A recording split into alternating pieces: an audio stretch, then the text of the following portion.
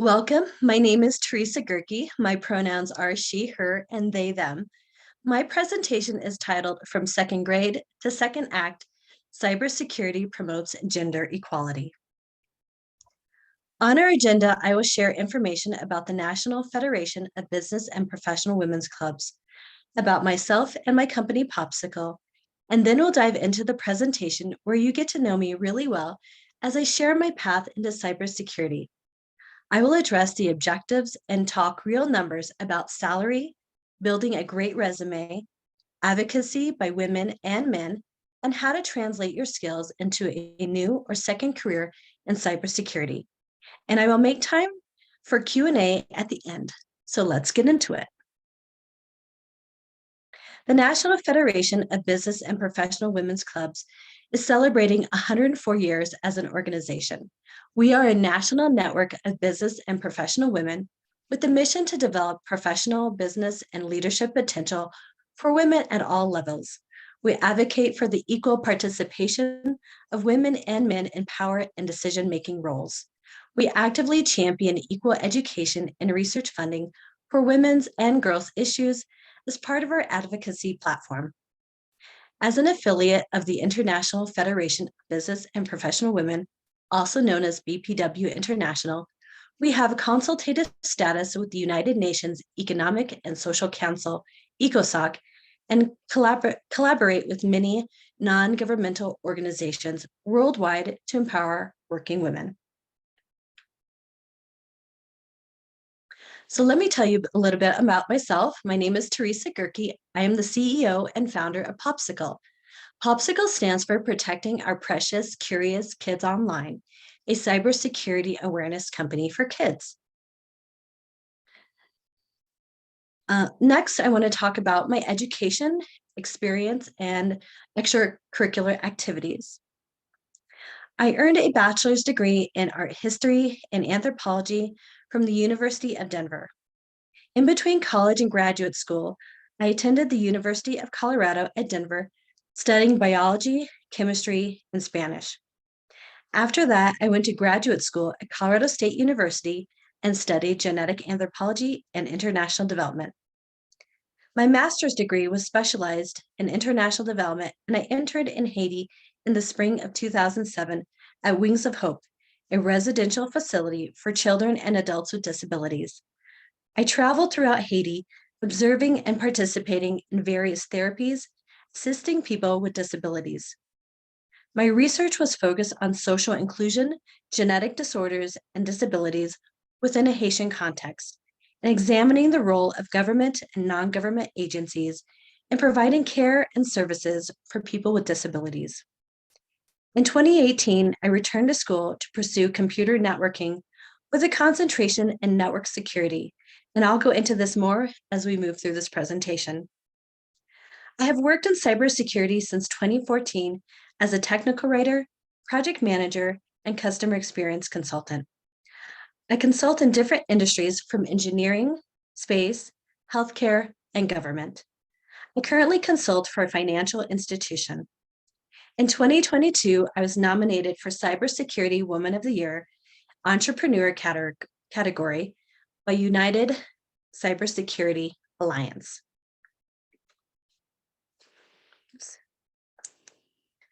As for extracurricular activities, I am the current Vice President of the BPW Denver chapter and Social Media Chair of Women in Cybersecurity Colorado chapter. I'm a single mom. I enjoy stand-up paddleboarding and coaching lacrosse. I am an award-winning kids music singer-songwriter and a first-degree black belt in Taekwondo. Let me tell you about my company, Popsicle. It stands for Protecting Our Precious, Curious Kids Online. It is an emerging cybersecurity awareness company for kids and caregivers. And Popsicle bridges the gap between the techie content of cybersecurity with fun and informative lessons for kids of all ages. Our penguin mascots, Spicy, Sweets, and Savvy, seen here in my logo, bring to life cybersecurity concepts through storytelling. Each penguin represents where a person is on their cybersecurity journey. The penguins teach families how to improve their online security and privacy.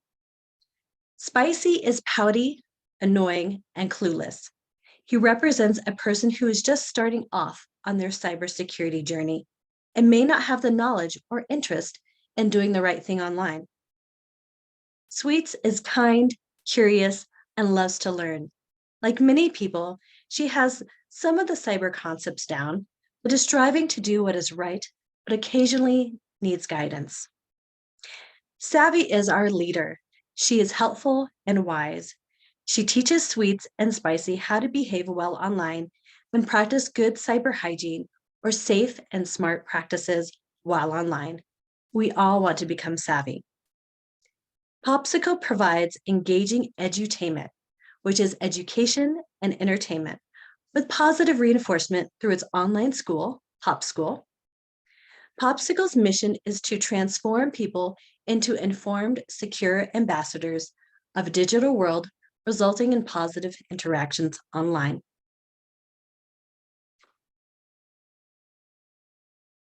Let me reiterate this year's priority theme of innovation and technological change in education in the digital age for achieving gender equality and the empowerment of all women and girls. There is a gap in gender representation within the cybersecurity field that adversely affects equality and empowerment of young women and women seeking to restart their careers, especially during the pandemic. This has been a long-standing issue in the field of technology where women are a small proportion of the workforce.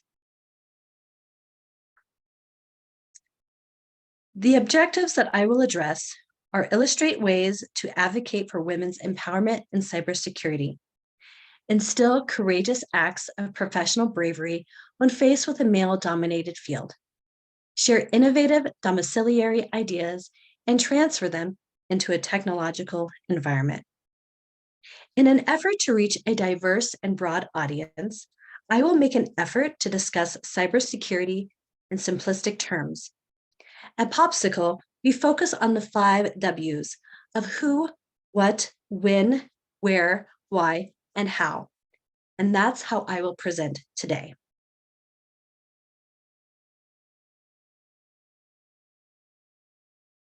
I want to provide some inspiration as we move through this presentation that will inspire you as it does me. The first quote is by TV and film actress Mary Tyler Moore. You can't be brave if you've only had wonderful things happen to you. When I talk more about the first and second objectives, I'll tie this quote in as adversity always leads to growth. The next quote is by Holly Baruti, the executive director of the US Cyber Command. She was interviewed by a colleague and said, "They don't pay me to be silent." For me, this was a mic drop moment because there have been so many times when I've been the only woman in the meeting or the classroom. But my opinion or question is just as valid as the man sitting next to me, if not more. Chinese philosopher Lao Tzu said, "If you do not change direction, you may end up where you are heading." This quote is very convicting, at least for me. Nobody sets out to take a job they don't like. But if you keep doing the jobs you think you should, then that's exactly where you'll end up. I encourage you to have an open mind and be passionate about the work because I can tell you that I love what I do. Lastly, is a quote from YouTube manager Priscilla Lau. Women need to see women in leadership positions to know that it's possible, not just to attain these roles, but to juggle them as caring leaders and mothers. That's 100% true. The other day, someone expressed to me that I should share that I too am a leader and innovator in cybersecurity, as well as an entrepreneur. It's okay to be proud of what you've accomplished. It's also okay to have your accomplishments recognized by your peers. And perhaps that's why I was nominated as Cybersecurity Woman of the Year by United Cybersecurity Alliance. Don't just see me on this stage, see yourself. Let's take a look at some statistics that will give us the big picture of women and cybersecurity globally. This is the simplest graph I'm going to show you in this presentation. Women make up 39% of the overall workforce. In 2022, the National Security Agency reported that women comprise 25% of the global cybersecurity workforce. I want to note that there are statistics that indicate there are fewer than that due to the pandemic and recent layoffs. However, this is still an increase from previous years. There are approximately 3.4 million jobs in cybersecurity waiting to be filled, according to the ISC2 report. This breaks down to approximately 436 in North America, 515 in Latin America, 315,000 in EMEA, Europe, the Middle East, and Africa, and 2.1 in APAC, Asia Pacific region. 57% of organizations report having unfilled cybersecurity positions. Even with men dominating the field compared to women, more women are joining the field with a higher percentage of women achieving better roles than men, in part because they have a higher level of education. Women in the field are more likely to reach leadership positions. Do you think there's an opportunity for you here? I think so.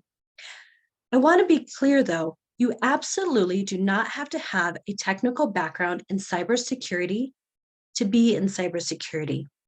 I'm going to prove it, because if I can do it, you can do it. In the next 2 slides, I'm going to share 10 choices that changed the trajectory of my life. What I hope occurs is that you hear something that resonates with your current situation or that motivates you to explore this field because you can make a real difference in your community and globally.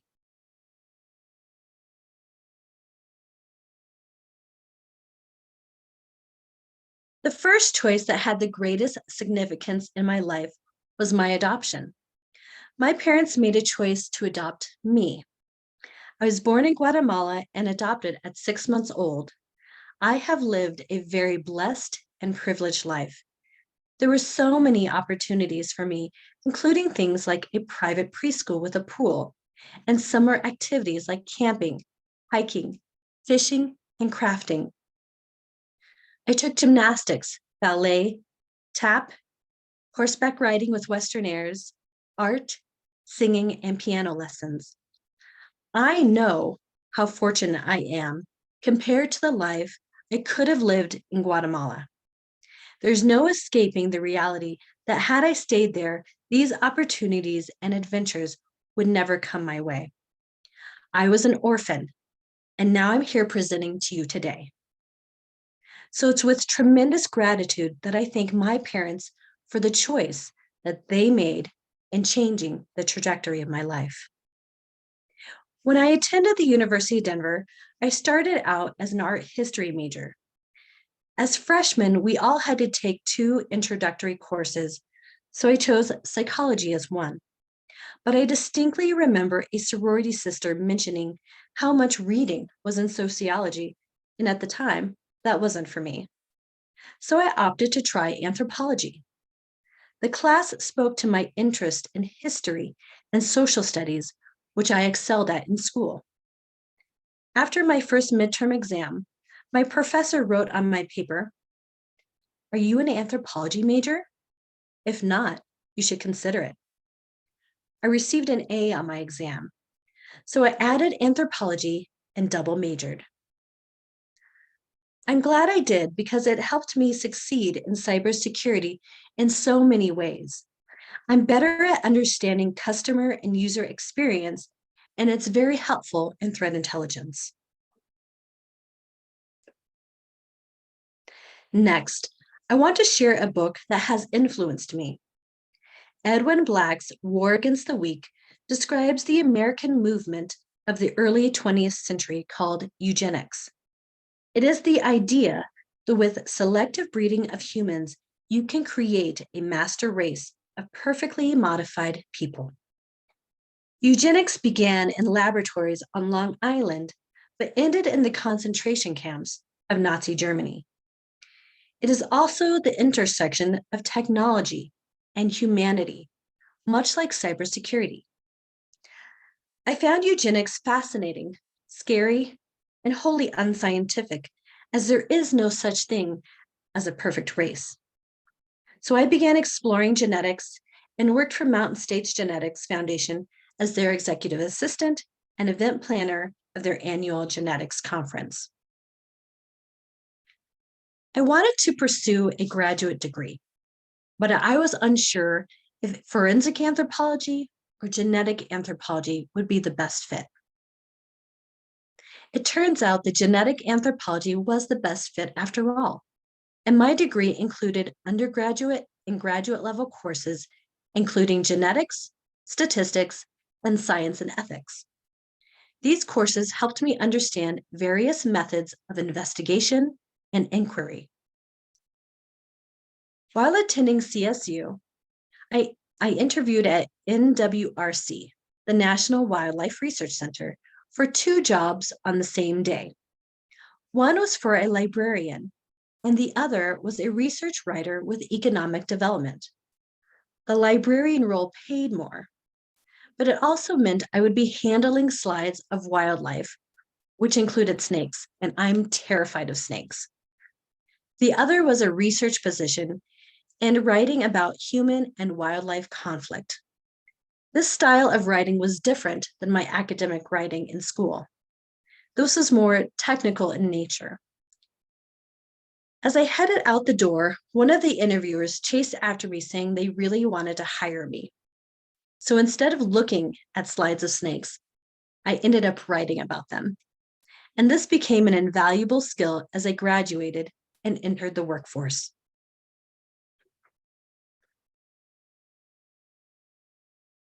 Sometimes you have to innovate in a role you're in the way I did. I want to stay on this point to illustrate how innovation happens. I consulted at Polycom, a video and voice conferencing company, as a technical writer. I would join customer discovery workshops with our project manager and solutions architect. Typically, these were all men. These conversations were centered on the technology. They would discuss critical infrastructure, network, firewalls, ports, and similar things. However, what I didn't hear in the conversation was how our customer liked our products and services or how they communicated and collaborated. I began to think that maybe my education in anthropology might be useful in discovering this information. So I emailed my manager and mentioned that I have this degree in anthropology and how I think I can enhance the discovery workshop by asking a different set of questions centered on user experience.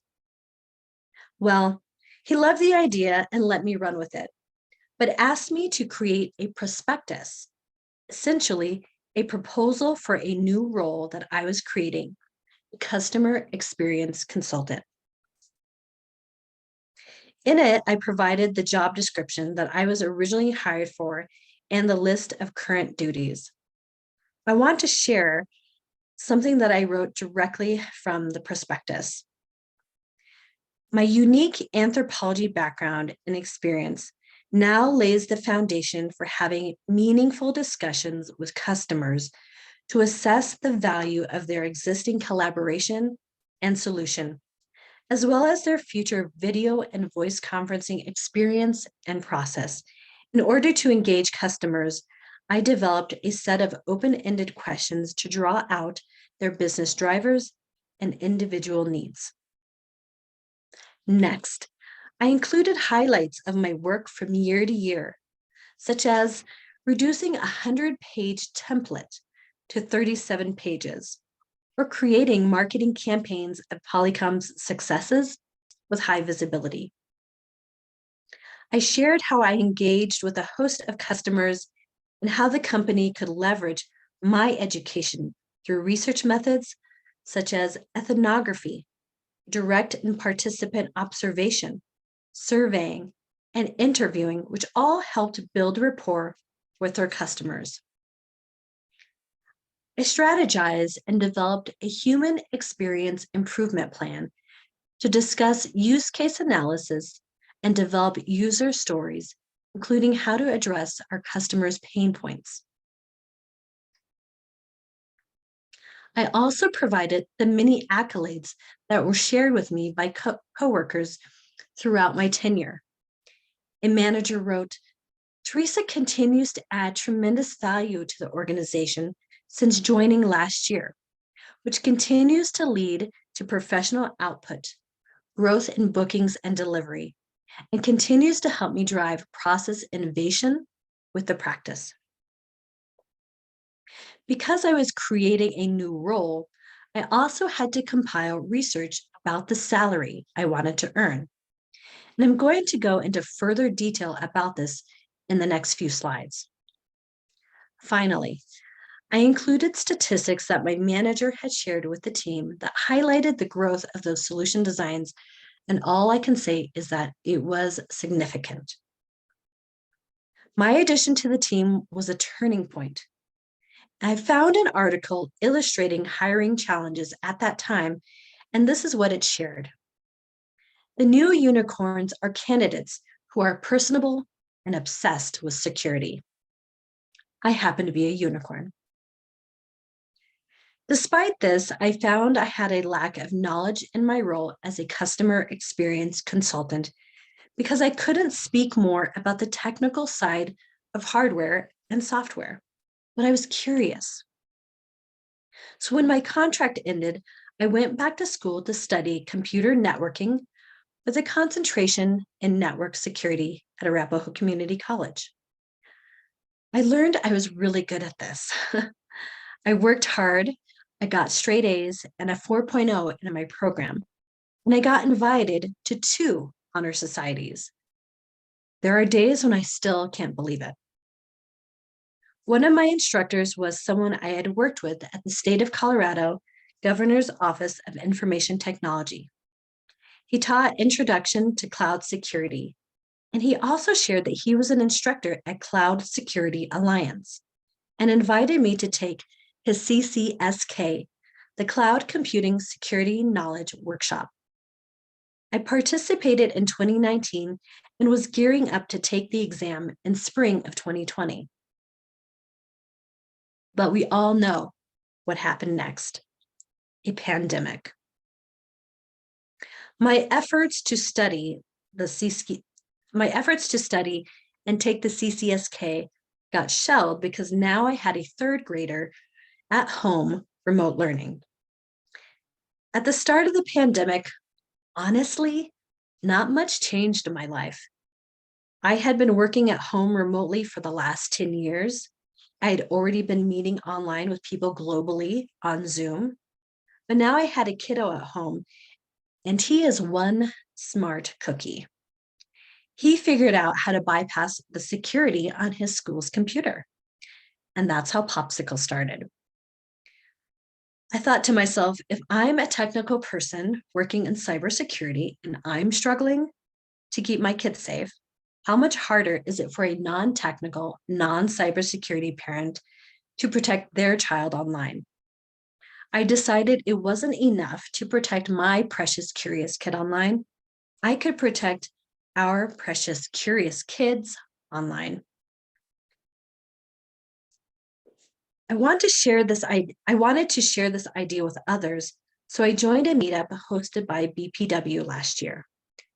I have to say that I've never been part of a networking organization that has supported me this much, and I'm so grateful for every single woman that I've met who has encouraged and helped me. This says network like crazy, but it should say something more like start building your community. It's something we all need to create in order to have a great support system around us. Lastly, How will your choices change your trajectory? Let this quote by Nelson Mandela inspire you. May your choices reflect your hopes, not your fears.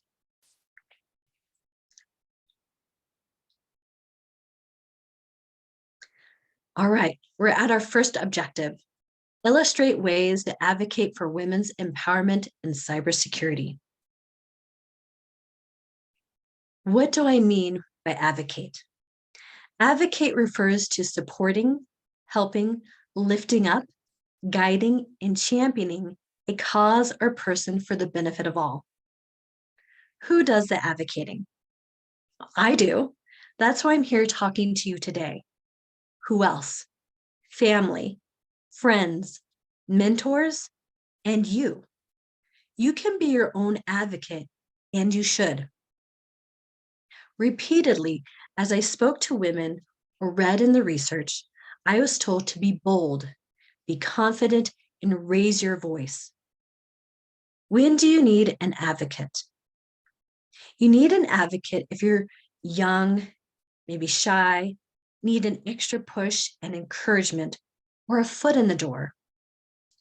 I recommend using your community and reaching out to women and men who can testify to your skills, knowledge, and experience. Here's further advice from cyber professional Monica Verma. If you don't ask, the answer is always no. It's not about screaming, it's about being your best advocate in the right places, at the right time, in the right context. You don't have to be the loudest or an extrovert, but if you don't ask, it's a definite no. Where should you advocate for yourself?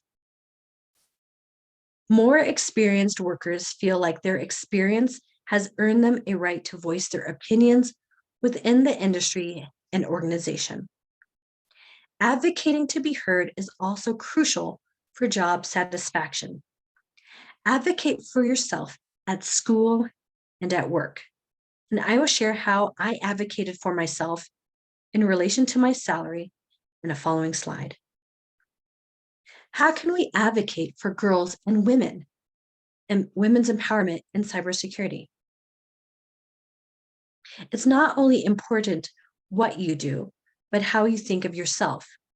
Girls and women can be thoughtful about this process through things like meditation, mindfulness, self-actualization.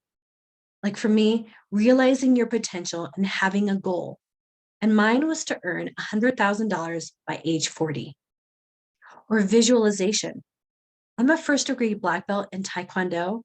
And when I'm doing my form, I visualize that I'm fighting against an attacker so I can block or do a kick. And education. Create opportunities for young girls and women to explore STEM in elementary, middle, and high school. Develop mentorship programs or shadowing opportunities. Be open to training or reskilling candidates with aptitude.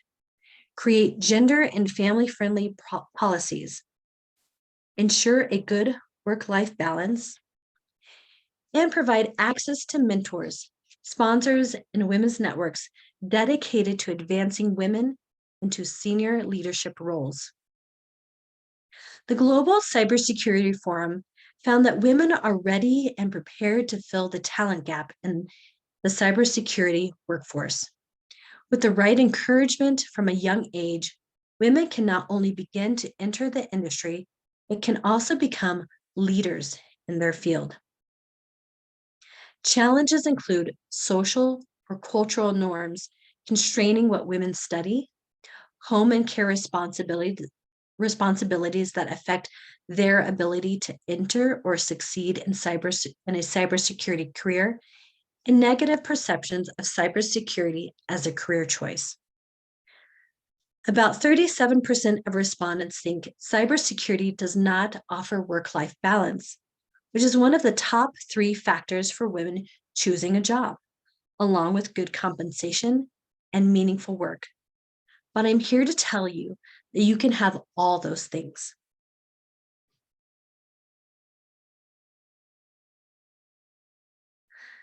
Let's get real about money. As I researched my proposed position of customer experience consultant, I found useful data provided by the US Bureau of Labor and Statistics. In 2015 data, although slightly outdated, informed my proposal. I found jobs related to a customer experience consultant, like the computer and information research assistant, um, computer and information research scientist.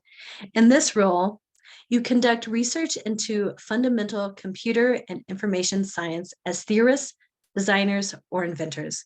Develop solutions to problems in the field of computer hardware and software. The mean hourly wage was $55.57. The mean annual salary was $115,580.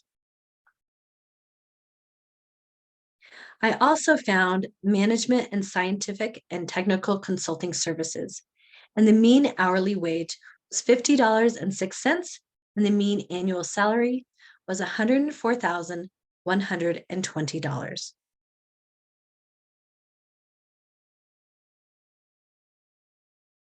Next, I found a management analyst job.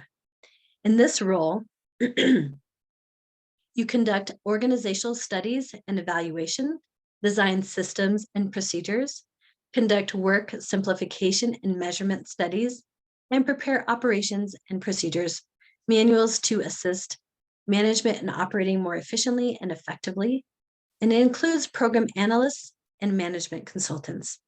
The mean hourly wage is $44.12, and the mean annual salary is $91,770. Here's what I wrote in my prospectus to Polycom. Based on my research in occupational employment and wage data, advanced education, and intimate knowledge of Polycom's professional services, I am requesting a salary of $112,500 to $116,000. And that's based on numbers in 2017. So you need to know your worth when you're talking about salary. You have to do your research. Use sites like the US Bureau of Labor and Statistics, or many recruiting agencies publish hiring forecasts and salary reports yearly. Like this 2017 report that I used for my research. The forecasted job growth for a business consultant, which is similar to my customer experience consultant role, foresaw a 15% increase by 2024. You can see in 2015 that my hourly wage was $31. And in 2016, it got bumped up a little bit to $33. But I did the research. And in 2017, I got that big bump. My hourly wage increased to $53.37 an hour. And that's an annual salary of $113,000. In 2022, my total salary was $91,399. And it's much lower because I wasn't working full time. But here's the thing. Had I worked 40 hours a week the entire year, my potential salary in 2022 as a cybersecurity specialist on the low end would be $139,152. And at the high end, $158,080. And you can see the average. So do you think transitioning into cybersecurity could help your situation? As an example, the average cost for center-based childcare in Colorado, where I live, is $15,325. Childcare workers, roughly 166,000, lost jobs in the first few months of the pandemic, and many of these workers are women. The average annual wages for childcare providers in the United States is $24,230 based on 2019 numbers. So yes, transitioning into cybersecurity could definitely provide financial equity, and promote gender equality. I'm also going to share how some of those skills in care industries directly relate to cyber. I want to be really transparent about the salary you can earn in this field. And remember, when I talked about self-actualization, I put it out there kind of into the ether that I wanted to earn a six-figure salary by the age of 40. And I did it. And I did it because I did my research.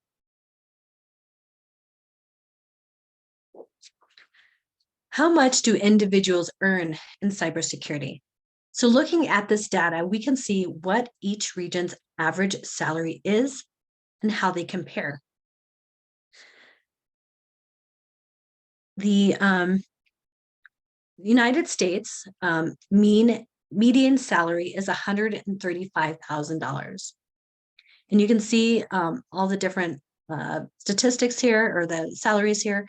North America, 134.8, Latin America, 22,185, EMEA, 93,535, and APAC, 59,379.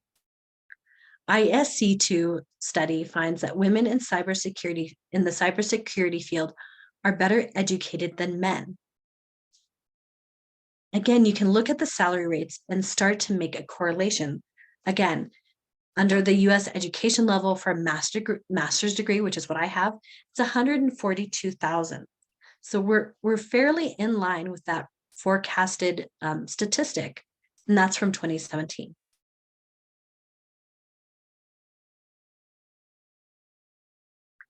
Women can advocate for women, but I have to say, I know some great male allies who support girls and women in cybersecurity. Bob Henderson is a great supporter of me and Popsicle and shared this on LinkedIn. There tends to be a high degree of satisfaction with the cybersecurity field. It's not only well-paying, but there's a sense of helping others and keeping communities safe. He also said in his LinkedIn post, I had the pleasure of joining the weekly clubhouse room, Ask a CISO Anything. The topic was, what do you love about cybersecurity? For me, there are an abundance of reasons. It aligns with my DNA for sure, but one reason stands out, benevolence. I have never experienced in any other business sector other than healthcare how willing, open, and empathetic people are in the cybersecurity space. Just look at the room I mentioned and all of the great people offering their expertise and opinions and help on LinkedIn. For me, the cybersecurity space is perfectly aligned with my core, and I would have to agree with that as well. Nathan Chung is the founder and advisor to Women in Cybersecurity Colorado chapter, and I interviewed him, and this is something that he shared with me. I became determined to help reduce the gender gap in cybersecurity and to support women in cybersecurity. With the percentage of women in cybersecurity at around 20% and even less in the C-suite, this is a global crisis and things need to change. Or my friend Jeff Gallegos. He is a feminist and is a product of how his mother taught him about computers and information technology, and says, she built me up.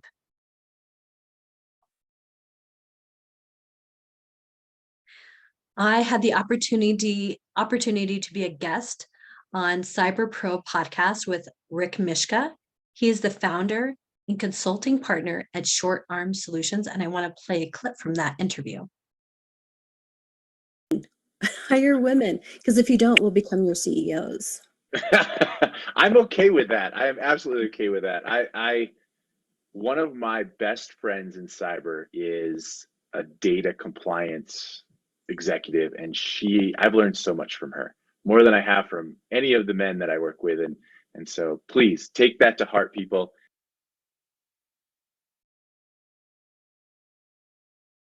Next is our second objective. Instill courageous acts of professional bravery when faced with a male-dominated field.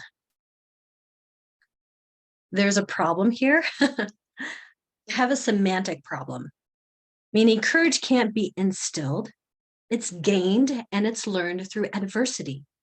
And the more I think about this objective, the more I realize that I worded this incorrectly. So let's work through this. You can cultivate courage by observing your environment and listening to those around you. It's about emotional intelligence. If you start asking the right questions, you will learn what a person's currency is. The idea is to know your audience as many moments are situational and to be courteous. Some great questions to consider are, what is the community and culture like? What is the company's goal? What's your story? Can you tell me more about that? Do your best, build on your skills, and set boundaries. Even though roughly 75 to 80% in this field are men, it's not a competition. We are all pointed in the same direction, and that is to protect people and businesses from the bad guys. And I'm here to make the world a safer place for kids. What does courage look like to you? Courage can be the knowledge you gain about what is right and wrong in a given situation. It can mean hope and confidence in a meaningful outcome, or the ability to do something that frightens you. Who is going to walk with you when you need courage? I would argue that this directly relates to the idea of advocacy. If you need courage, you're going to need your support system, like mentors, family, friends, colleagues, and human resources. Discern who will be the right person to support you, but also to step into that professional bravery is something that you may have to do on your own. You may even have to be courageous before you advocate for yourself. When do you need to step into your own courage and professional bravery? Honestly, you may never have to do this. On the other hand, you may be in a situation that requires you to be brave. I worked for someone who was verbally abusive, and it was a toxic work culture. I also had to advocate when the employer didn't want to pay me for the work I had completed. I had a visceral reaction interacting with them, and my mom could see how this person made me feel. So I talked to my therapist about it. I had started working with a therapist in 2019 because I've never dealt with conflict well, and I wanted to have good coping mechanisms to deal with it. And I really started because at the time, I was about to release a protest album in 2020 called National Anthems, and I didn't know how it would be embraced. So I was kind of gearing up for the worst, hoping for the best, and kind of readying my armor. So, how can you overcome your fears? I worked with my therapist sharing about this work relationship and kind of strategizing about how I could address all the issues until I was ready to have that conversation, describe the issues and how it made me feel, and how we could possibly move forward. And you will have to face your fears, but have people on your side. Find a mentor and get advice. Another way to overcome fears is taking the time to read and learn and self study because knowledge is power. In an interview with my friend Jen, she used humor as a way to navigate those who want to discount you. It's a way for someone to not lose face. It's a way to disarm someone when they are acting inappropriately. That's the part of being courageous and brave in a male dominated field that you have to be. So if I arm you with facts and statistics, you have a better chance of advocating for yourself. If you need to go to the forest, chop down a tree, and build your own chair to have a seat at the table, or as CISO at Maxar Amy Helen shared, stand at the table, then just do it. Finally, our third objective, Share innovative domiciliary ideas and transfer them into a technological environment. Here, domiciliary refers to skills related to the management of home and family responsibilities. So we've got time management, communication, people management, research and problem solving, and organizational skills. So for time management, whether you are a young girl doing chores at home, working a part-time job on the weekends or after school, those skills can easily be transferred to a professional environment in cybersecurity. You have to set your priorities between school and a job, and you have to have adaptability. Often in my job, I should say, when I started my job, I was told I was going to be working in cryptography, but priorities change. So I've moved from cryptography to identity and access management, to cloud security, to vulnerability management. So adaptability is very important. And then there's communication. If you have the ability to understand your child, then you're qualified to collaborate with clients and partners. Listening, observation, and collaboration are constant skills that take place in a home that directly correlates to what you do in the tech environment. Often in cyber, projects are very team oriented. So if you coach, that's also a very useful transferable skill that can be applied. As a parent, you have to manage needs and personalities and family dynamics. You may have to hire a babysitter. So you need to vet a safe person coming into your home and taking care of your possessions or a loved one. Or provide allowances for chores. So then you are managing money, incoming and outgoing funds, and paying bills and budgeting. Or are you like a sheriff and you're kind of like the boss, or are you a peacemaker? And then there's research and problem solving. So know your stuff, become the expert, read and be curious. I worked for a solar cell manufacturer as a QA engineer, running a scanning electron microscope. Now, I have a degree in genetic anthropology. I didn't even know that such a thing existed, but I was handed two very hefty manuals and I read them from front to back and I learned how to do it. I became the expert at the scanning electron microscope. I trained people, I wrote the standard operating procedures, and I ensured our products adhered to those standards.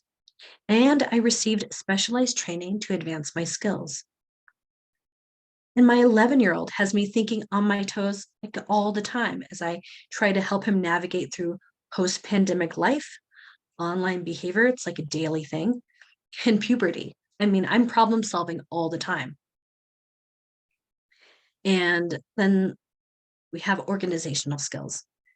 More often than not, I'm thinking about how to be efficient with my day and routes so I don't have to backtrack on anything.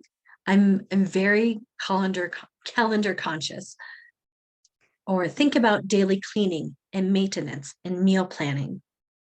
Here we have this great illustration of Savvy as Mrs. Claus and holding a plate of cookies, even though, some have dropped on the floor.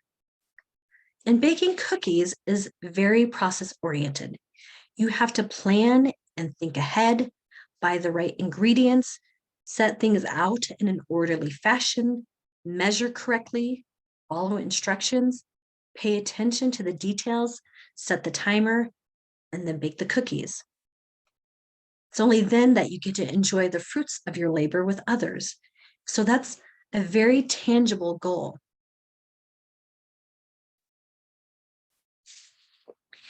In my day-to-day work in cyber, I collaborate with many people and I enjoy the innovative ideas that my colleagues have. It keeps me on my toes. And sometimes I may have to iterate on projects multiple times for it to be implemented. Next, I want to talk about your resume. A strong resume is quick to the point, 1 page if you're new, 2 pages if you're kind of mid-career, and maybe 3 pages if you're seasoned. It's typo-free and highlights your skills matched to the job description. Oftentimes, what we see happen is that women will only apply to a job if they have maybe 80 to 90% of the job requirements, whereas the men will apply if they have like 50%. Hiring managers are not just looking for degrees and certifications, they're looking for someone who can bring a new perspective and skill set to the role. They want someone who can accept the challenge and has great problem-solving skills. Along with a great resume, make sure you have a solid LinkedIn profile that mirrors your resume, because you can leverage your LinkedIn profile to apply for jobs, and the people who you are connected with may be a good reference for you. That's why building your community is critically important. And make sure your resume speaks to the role that you are applying to, and that roles that may not represent the job you want are on the resume for a good reason. So this is an example of my resume. I've been quite successful with my resume and with interviewing. So on the first page, I have my name, email, and phone number only. Do not provide your address. Nobody needs to know that. That is personally identifiable information. I also include a very short overview, maybe 2 to 3 sentences, where I kind of just hit them right at the top. And then I have a section called highlights. And this is like my top 3 highlights of the work that I can perform. So I have on mine technical writing, customer success and user experience consulting, and project management. So add 3 to 4 top responsibilities under each highlighted skill, and use active bold verbs like supervise, author, design, maintain, or collaborate, or something like that. The next section is applications. So here I list my software and hardware that I know, and I do that alphabetically, so like the hiring manager isn't searching for it. And instead of something like work history, which sounds very antiquated, I give it a real punch and I say industry experience. So I list job title, company, and dates worked with the most current at the top. And again, I start with that active verb, create, develop, manage. After that, I list the other jobs in chronological order, but I use past tense. So then it's created, developed, managed, and so forth. And on the second page, again, in the header, I have a name, email, and phone number. You don't want to have a lost second page. And I include my education and achievements in the next section with school, degree, and years attended, the most current at the top. And that last section is community service. I include title, organization, dates involved, the most current at the top, obviously. And I start again with an active verb, assist, provide, coordinate, train. And there's so many great active verbs out there.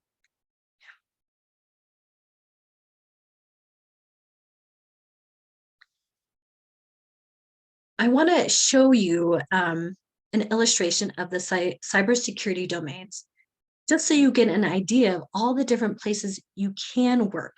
Because like I mentioned, you do not have to be a technical person to be in cybersecurity. It just so happens, as I was doing this research, I have typically worked in security architecture. I have worked in identity access management, cryptography, cloud security, access control, security engineering, but I also have some skills in user education. Obviously, Popsicle does security awareness. Under career development, there's training, certifications, conferences, things like self-study, peer groups. And then in threat intelligence, I worked for a mobile cybersecurity company, and I have some knowledge of external threat intelligence as well. So there's lots of options So you need to broaden your horizon.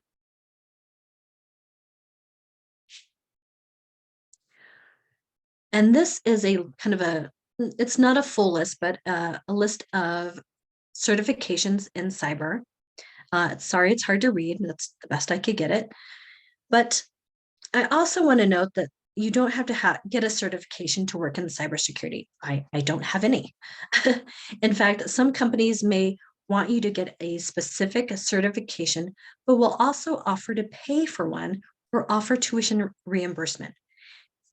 Employers should hire for skills, not just degrees and certifications.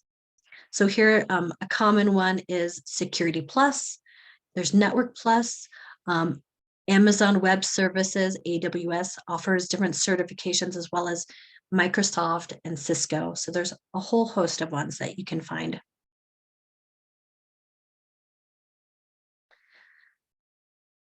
When addressing STEM for young girls, I've heard from educators that creating after-school clubs or programs just for girls allows them to freely explore STEM and cyber without the fear of boys being a distraction or thinking that they can't do it or it's only for boys. They also suggested showcasing women in STEM around the classroom so they can see themselves in those roles in the future. So, maybe you would like to have like a poster of me. It says Teressa Gehrke, cybersecurity entrepreneur and founder of Popsicle. It's just a thought. I'm throwing it out there. Truthfully, when there is a lack of female leaders, it results in the inability to oppose sexism that often fills the classroom to the boardroom. National Security Agency Deputy Director of Cybersecurity, Dave Luber, stated, by prioritizing diversity and investing in cybersecurity education from kindergarten through college, we are fostering the talent we need to tackle the difficult challenges of today and tomorrow. And one of the challenges in schools today is not enough cybersecurity awareness. And that's something that Popsicle is addressing locally with a goal to implement our curriculums nationally and globally. I love what I do. I'm constantly problem solving and challenged by this work. And I love that there's opportunities for young girls, like Girl Scout Junior, HPE. They have a cybersecurity patch, or MasterCard has Girls for Tech. One of my colleagues, Confidence Stavely, has CyberSafe Foundation. It's a cybersecurity training and mentorship for girls across Africa. There's also Ignite Worldwide, where Ignite stands for Inspiring Girls Now in Technology Evolution. A CyberSN has a career and hiring center. If you go to that link, you can see all the different types of jobs in cybersecurity and how to engage more girls in STEM. It's a great YouTube video. With this QR code, you can scan this, and if you go to Popsicle, to media, to CSW, I'm going to have a plethora of resources there that you can look up.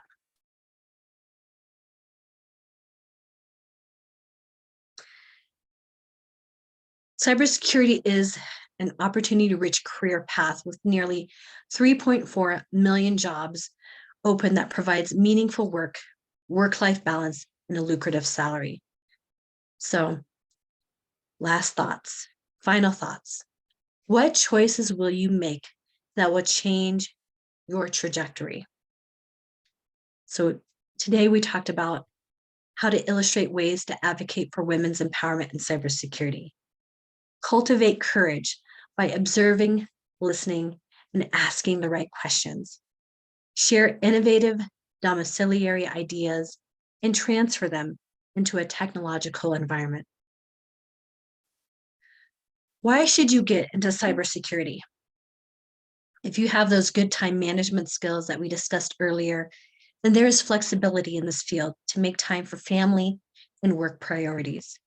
And more importantly, once you're in it, you immediately get the satisfaction of contributing to meaningful and purpose-filled work.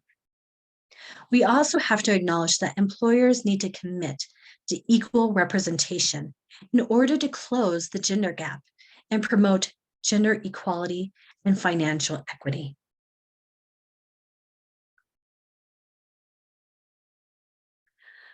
I want to say thank you to my amazing team who supported me in this journey to New York City, as they do every day.